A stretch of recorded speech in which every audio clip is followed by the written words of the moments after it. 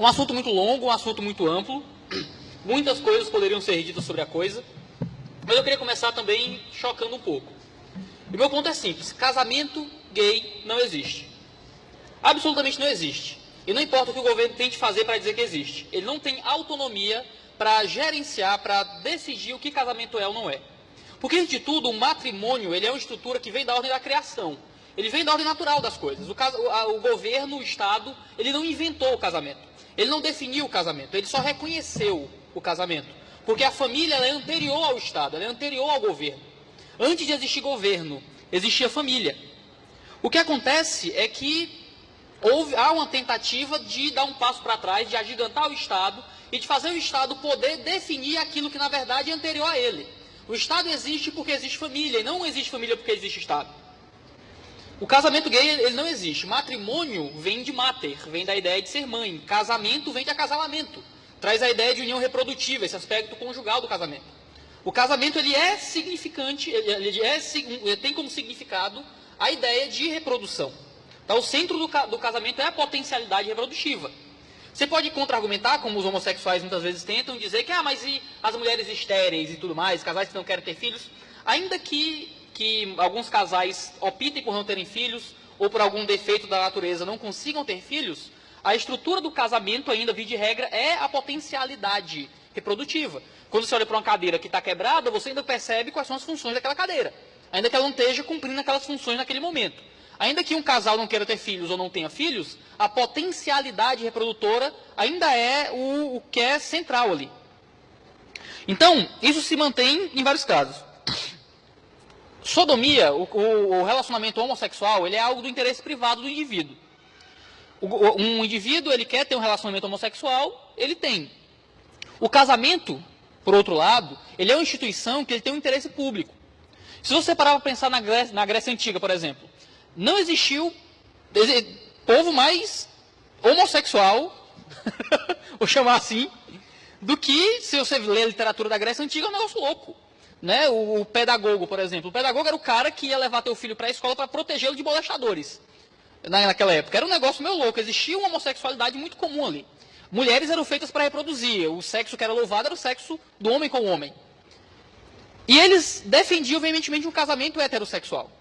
Porque eles entendiam que, por mais que o relacionamento homossexual fosse da esfera privada, era bom para a sociedade que os casamentos, essa instituição do casamento, permanecesse sendo aquilo que é. Porque isso é do interesse público, a geração de filhos, os filhos serem bem cuidados para a sociedade. Os homossexuais, infelizmente, eles começaram a gritar pedindo uma coisa. Eles queriam os mesmos direitos dos heterossexuais. Queriam o mesmo direito. Qual era o direito? De casar. Mas o homossexual tem o direito de casar, sempre teve o direito de casar. Assim como o heterossexual tinha o direito de casar. Um homem heterossexual poderia casar com mulher e não poderia casar com homem. Da mesma forma que um homem homossexual poderia casar com mulher e não poderia casar com homem. Os direitos, tecnicamente, eram os mesmos, para todo mundo. O homossexual ele começou a clamar por uma modificação dos direitos. E começaram a se colocar como os novos negros. Você já ouviu essa linguagem, né? Que é o que esses direitistas, fundamentalistas, fascistas, homofóbicos do inferno estão fazendo em proibir o casamento gay. É a mesma coisa que fazem com a escravidão. É a mesma coisa que fazem com não deixar a mulher votar antigamente. E isso é um discurso muito repetido pela esquerda. Só que é um discurso que não faz sentido, porque para você permitir que um negro vote, você não redefine o significado de voto. Perdão, que uma mulher vote, você não redefine o significado de voto. Para você tirar um negro da escravidão, você não redefine o significado de liberdade. Para você permitir que um homossexual case com outro homem, no caso de um homem, ou com outra mulher, no caso de uma mulher, você precisa redefinir a estrutura, a terminologia, o significado de casamento. Eles começaram então a pedir por direitos civis de herança e de coisas desse tipo, mas mesmo com a união afetiva, com o direito de poder criar um contrato de herança, estando à disposição, eles ainda buscavam esse ideal de casamento. Mas como é que você faz isso? Porque antes eles diziam que o casamento gay era proibido. Mas se você parar para prestar atenção, o casamento gay nunca foi proibido. O ponto é que família sempre foi percebida como um ato heterossexual. Ele não foi definido pelo Estado, não foi construído pelo Estado. Ele foi percebido, porque o governo ele é posterior à família. A família é a instituição central e anterior de tudo. Tanto percebendo isso pela ordem da criação, por uma percepção natural das coisas, quanto pela revelação da palavra de Deus. A família foi criada por Deus já do processo criacional de tudo. A família não foi inventada posteriormente. Havia família quando não havia Estado. Então o Estado ele não tem como redefinir aquilo que é anterior a ele. Por que é que o Estado não pode definir o que é o indivíduo? Por que é que o Estado não pode definir o que é uma pessoa? Se o Estado quiser dizer que negro não é mais pessoa, ele pode? Claro que não. Porque a pessoa, o indivíduo, é anterior ao Estado. Por que é que o Estado, então, pode hoje definir família? Se a família é anterior ao Estado. E o Estado tenta agigantar para si coisas que não lhe pertencem. E o Estado, então, ele redefine o significado de família. Família antes tinha um significado, o Estado, na canetada, redefine família para agora abarcar algo que antes não abarcava, que são uniões homossexuais.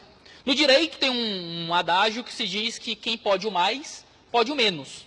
Se o Estado, agora a gente entregou na mão dele o direito de redefinir o significado de uma união familiar, o que é que o Estado não pode fazer com a família agora?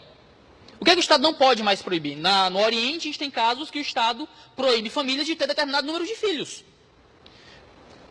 Quem pode o mais, pode o menos. Quem pode redefinir o significado de família, por que é que ele não pode proibir você de punir seu filho com a palmada, com a famigerada lei da palmada? A famigerada lei Menino Bernardo, que proíbe pais de dar palmadinhas nos filhos quando eles cometem infrações familiares ali. 2 minutos, já. A gente reclama que o Estado se mete na família, mas a gente dá para o Estado o direito de redefinir todo o significado de família. E acaba que a gente tem uma série de problemas. Por exemplo, o pátrio poder, que agora se chama de poder familiar, é a ideia que antes era percebido da própria natureza de família, de que um pai ele tinha direitos sobre o filho responsabilidades com o pai e tudo mais. E isso era um direito que era percebido a partir da estrutura familiar. Agora, no entanto, uma vez que o casamento não é mais definido como uma unidade potencialmente reprodutora, para passar a ser nada mais que uma unidade consensual afetiva, o pátrio poder, o poder familiar, ele não é mais algo que provém da própria estrutura do casamento, mas ele é uma concessão estatal. Agora, a responsabilidade de pai para filho e os direitos de pai para filho e vice-versa não são mais algo que fazem parte da estrutura da família. Agora, é algo que o Estado lhe dá. E se ele dá, ele tira. Quem paga o flautista escolhe a música, não é? Então acaba que a gente está agigantando o Estado. O casamento gay é um processo de agigantamento do poder civil. E acaba que isso gera uma diluição do casamento. O casamento, ele é heterossexual por causa de 3 pilares que o compõem. O casamento ele é baseado em espécie humana, aqui no caso, porque dentro da espécie humana tem 2 gêneros, homem e mulher. Então, a gente tem número, então espécie, gênero e número. O casamento é heterossexual por isso, e é monogâmico por isso também, é um homem com uma mulher. Se você quebra a barreira do gênero, e o casamento, que antes era heterossexual, passa a poder ser homossexual, o que é que mantém a barreira do número? Nada. Mera imposição estatal também. E agora, como o nosso querido... essa é a pergunta que tem que ser feita também. Se a barreira do número cai, que ele é completamente dependente da barreira do gênero, poliamor, como é dito, é algo que as pessoas já estão pedindo. Nos Estados Unidos, bastou aprovarem um casamento homossexual, que já começaram passeatas, já começou notícia, já começou gente batalhando pelo casamento de 3, 4, 5 pessoas. E se cai a barreira do gênero e cai a barreira do número, que são consequências lógicas da barreira da espécie, por que a barreira da espécie continua? Então a gente tem na Alemanha, por exemplo, marchas pró-zoofilia. Na Alemanha a gente tem o Zeta. Eu não trouxe o nome alemão, porque o bom de alemão é o Felipe, não sou eu. É os zoófilos engajados por tolerância e esclarecimento. É um grupo na Alemanha pedindo casamento zoófilo, com os mesmos argumentos que eram usados pelo pessoal que pedia casamento igualitário. Se a gente aceita casamento zoófilo, que é um ser que não tem direito civil, que é um animal, o que é que impede o casamento pedófilo ser o próximo passo? Para encerrar, eu quero concluir. Se cabe tudo no casamento, o casamento não significa mais nada.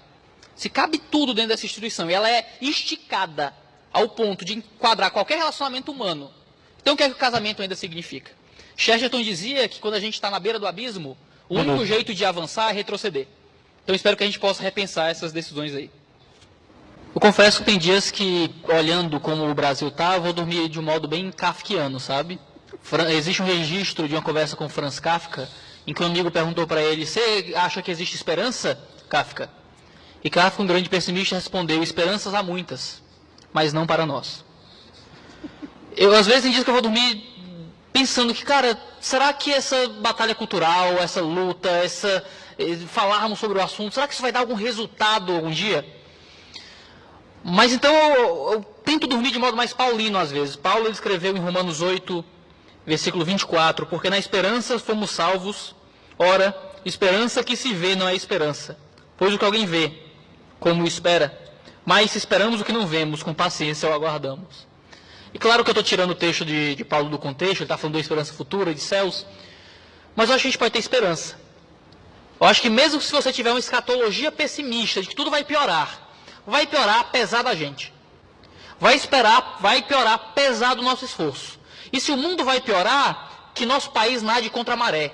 Se o mundo vai piorar, que nós sejamos aqueles poucos que vão andar contra o caminho do ódio, contra o caminho da destruição das esferas, contra o caminho de um Estado gigantesco, contra o caminho daqueles que destroem instituições milenares que são basilares para a construção da sociedade civil. E ainda que não haja esperança para nós, a gente batalha uma batalha que não é só nossa. A gente batalha uma batalha pelos nossos filhos, pelos nossos netos. A gente batalha uma luta pelo mundo que há de continuar, mesmo depois que nós formos. Quantas revoluções, quantas mudanças de mentalidade, quantos países não foram transformados por causa de poucos que eram tidos como loucos por um tempo, mas se transformaram todo o paradigma intelectual da sua sociedade. Minha oração é que a igreja possa ser esse tipo de maluco que crê contra a esperança. Que às vezes dorme triste, achando que não vai dar em nada, tudo só vai piorar e a gente só vai ser preso. A gente falou coisas aqui que eu olhei pro Felipe, cutuquei, cara, eu tenho certeza que a gente vai ser preso em sair daqui. Mas que a gente possa crer contra a esperança. Eu não sei para onde o Brasil vai, não sou vidente, minha pedra não é ametista, minha cor não é amarelo, eu não sou bom de prever o futuro. A gente pode ter algumas impressões, a gente pode ter alguns chutes, mas o que eu posso prever, o que eu posso controlar, digamos assim, é o modo como eu vou reagir. E o que você pode controlar é o modo como você vai reagir, por mais que a esquerda tente convencê-lo de que nem isso você tem controle, de que na verdade todas as circunstâncias moldam seus atos. Mas a gente pode controlar como a gente vai agir. Eu espero que a gente haja com fé. Podem levar a nossa liberdade, podem destruir as nossas instituições, mas nunca vão calar a nossa voz. Que a gente continue tocando a trombeta em Sião.